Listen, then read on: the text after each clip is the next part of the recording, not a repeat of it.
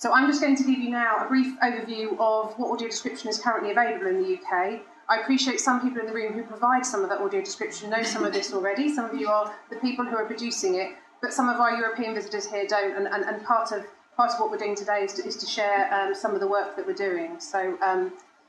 So as the media landscape today is becoming more personalised, people want to watch what they want, when they want to watch it, on the device that they want to watch it. A lot of the work that we're doing at the moment is actually trying to work out how that can be improved for audio description users in the same way that it's improved for some of us. Steve just alluded to turning the television over from the bathroom. I do know that when he's demonstrated his app before, he didn't do it today. He's often got recordings on there that, are his children's TV programmes or whatever, and it's always quite amusing when you're in perhaps a meeting with a regulator and Steve's demonstrating an app and you actually go through his complete family viewing, who's watching what from which channel. But what that also does is show us how much audio description, as he says, that we actually do have. So a quick summary of what we currently have available on television. So since the Communications Act in 2003, which was the main piece of legislation that meant that audio description had to be provided to a certain level, we have audio description on over 60 channels. Most channels are delivering at least 20% of audio description. Some channels are delivering up to 40 to 45% audio description, depending on their output and the type of output. We have audio description from our public service broadcasters of at least 20%. There's a voluntary guarantee from all of those channels. Some of those channels find it harder because they have live content which doesn't carry audio description because of the delivery method. Some can't carry it on news programmes. And there are certain programmes that in the past have had audio description, and we've discussed whether it was needed to have. One, for example, University Challenge. When you actually think about it, it's 4 people behind a desk, they're answering and asking questions, there are no visuals. So that used to be half an hour of description, it now isn't. So we are consulted sometimes on what is and what isn't in. So television, in terms of linear watching television on a TV set in a living room, is still the most popular way that people get audio description in the UK. It's where most audio description is received. And since 2009, we've now started to see developments on on-demand platforms. BBC iPlayer was the first to deliver audio description, followed closely then Channel 4, 5, ITV, on various platforms or various apps on various devices, all deliver some form of audio description now. Obviously, we're hoping that increases onto all of the platforms on all of the devices, but in terms of on-demand content, it's improved massively in the last 12 months. Rnib has pushed, along with our partners at Action on Hearing Loss, to look at subtitling and audio description for video-on-demand content. So we realised that actually a lot of the work that was being done by another organisation to push for subtitling were very similar conversations and meetings that we would be having to push for audio description. So we've used our resources together. There is legislation which has just been passed through the government, which this year will see some form of legislation come in for the delivery of access services onto video on demand. The devil is in the detail with all of that, and there's a few nodding heads in the room here. We wait till Ofcom, our regulator, work up some of that detail later this year. But that's been a huge step forward, that it's been acknowledged that linear television, on-demand television, it's not actually different to that square box in the corner of the room now. People don't see it as a differential. People expect, if they can have audio description tonight for EastEnders, that they can have audio description for EastEnders on their app or on their Skybox when they do catch up tomorrow night. And that's not always the case. I've used the BBC twice there. They're not actually in the room. I think Steve mentioned they were. So, please don't pass that. I've been using their examples. My other broadcaster colleagues are smiling at me. Other audio description in the UK, whilst we're focusing on television and film, so screen today, there is audio description that is going on in live theatre, which has been mentioned, and some of the audio describers were talking in the earlier session. Description in museums, in galleries, heritage sites. Huge amount of description that now goes on at live sporting events, so football stadia, cricket grounds, rugby matches. That was an area that was developed a fair bit many years ago, and that includes Wembley and Lord's, which are very big kind of iconic venues where a blind person can receive a specialist commentary of what's happening in front of them. And as one football fan said to me from a very small club, I don't have to listen to what's happening on the M4 motorway in my earpiece when I listen to the radio commentary. I actually get a proper commentary of what's happening in front of me, because I think whilst the radio commentary gives people access, it doesn't give full access because they go off to different grounds. The other area that Rnib's worked heavily in for many years and continues to do is audio description for film. We started working on audio description in film when we were striking, Veronica's smiling at me in the back of the room, striking VHS masters for VHS tape copies of films that we were recording a specialist audio description, restriking a film master, and then going and producing 125 video cassette tapes that Rnib dispensed from our warehouse. And I kind of think about how far we've now come, that any of you in the room here could, if you wanted to this evening, go and watch a film in a West End cinema, receive a headset, and have audio description for that film that's in cinema. No need to ring us up on the phone and ask us for a VHS cassette tape to be... I don't know how many people still have VHS players in the UK, let alone the tapes. And so in cinema in the UK, at the moment, it's a fixed system where the audio description is delivered via infrared to a headset that is borrowed from the box office. With digital cinema, the availability of audio description has increased because there isn't a need for it to be on a specific print or with a specific CD. There are still issues. There's issues with people not having headsets that are charged. There's issues with people wanting to see a film that may not be in the screen that has the equipment.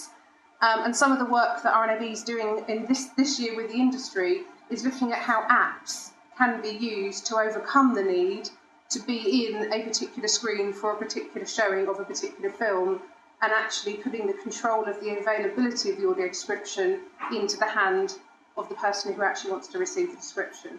As you can imagine, we open up different avenues of copyright issues and piracy, and we're dealing with the film distributors as well as the exhibitors. But we have a planned meeting in for about 6 weeks' time, and we're hoping that that piece of work will go forward. So do watch this space in terms of that. The other area of film has always been onto DVD as well. So we moved on from VHS cassette tapes, and much of the cinema audio description that goes into cinema is then carried through onto the DVD release that occurs into the shops. Obviously, DVD sales are perhaps not as great as they used to be, hence going back to what I mentioned in terms of TV, the need for that on-demand online viewing, and the work that we've done with Apple in terms of iTunes, in Netflix and Amazon in terms of being able to get audio description on their content, again, so people are able to watch the film that they want to watch when they want to watch it with the access service they have. And that applies, as I say, across the board. When I was chatting to Sonali about presenting, I said I wanted to put a little bit of anecdote in as well from, it's all very well we would sit here and talk about the theory of audio description and where it's available and what we're doing. So I was talking to her about when we first had audio description in cinema, I had a blind colleague, and she went to the cinema, and she came into work the next day, and excuse my language, I said, how was it? And she said, it was bloody awful. And I was like, oh my God, she actually used a stronger word, but I decided not to say that. And I said to her, why was it awful? And I was thinking, oh my goodness, did the headset not work? And your brain's whizzing. She went, no, the film. It was bloody awful. And I said, why? Why do you say that? And she said, I've been going to films with my husband for years, and he describes in my ear the marvellous car chase and the wonderful crash and the amazing explosion and she said, I sat and watched absolute dross for an hour and a half, and because I had a professional describer who was describing to me actually what I was watching, I decided it's not my genre of film that I want to waste my time watching. I won't tell you what her husband said when he then had to go and watch the type of film she did want to watch. But I think for me, that really does show the importance of audio description, that she said to me, and she was in her 40s at that time, I'm actually deciding what I want to go and see, because I've always had a biased description, potentially from a man that wanted to see that type of film, but actually I'm actually now able to go and make my own viewing choices because I'm having a professional and unbiased description. So just to finish off, the other area that we look at Rnib is quality. So whilst we have a lot of audio description, there's always a need to ensure that you protect what you have and that what you have is of a certain quality and that people are receiving something that they want to. And we are very lucky that the broadcasters, the film studios and the audio description providers are all very keen on quality control. And that shines through in terms of the lack of feedback we often get. We tend to have more feedback if a programme doesn't have something rather than necessarily the quality of the audio description. Audio description users are encouraged to feedback to broadcasters and to film studios.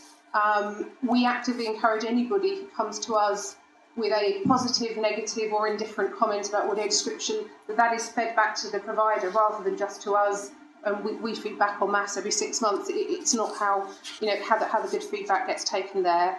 And then some of the providers of audio description for TV and for film, so BTI, Deluxe, Ericsson, I suppose make this possible in the way that they produce their description and the quality that comes out, that it continues to be something that people do want to use and do want to listen to.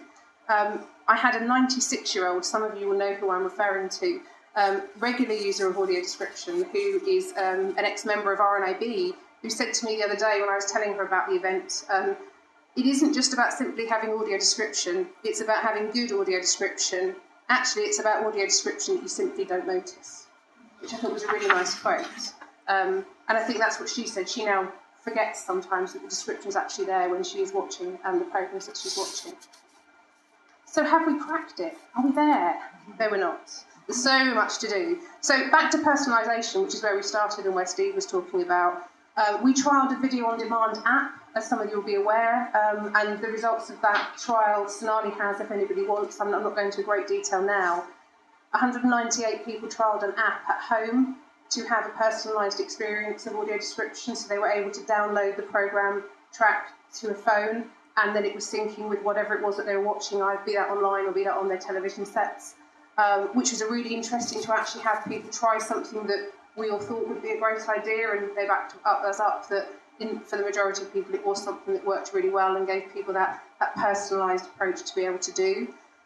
We're going to be trialling, as I mentioned, that app in cinemas later this year, and of course the results of that, in terms of those that are involved in research, Sonali will be writing up. And our hope from that is it's something that the industry then own and take forward, so it wouldn't be something that we would drive once it's up and running, and that would be the ability for someone to go into cinema with that app. We've got additional challenges.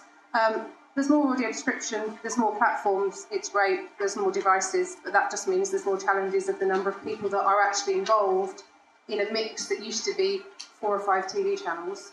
There are now a plethora of different ways that people can watch, and therefore, is it time that we look at a central repository? There's a question that's been asked of Rnib, which is, often a film will be described, it's described for television, it sometimes is owned by somebody else for the rights when it goes to TV, it may well then be on DVD, it's something that we may have on a satellite broadcaster Sky, then carries through to a terrestrial broadcaster.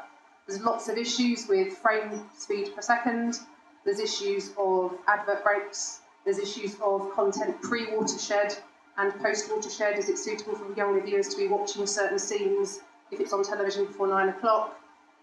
Often that can mean that people don't reuse the audio description that's there. However, there is now a conversation about revisiting that with the technology that we now have and the audio syncing that we have.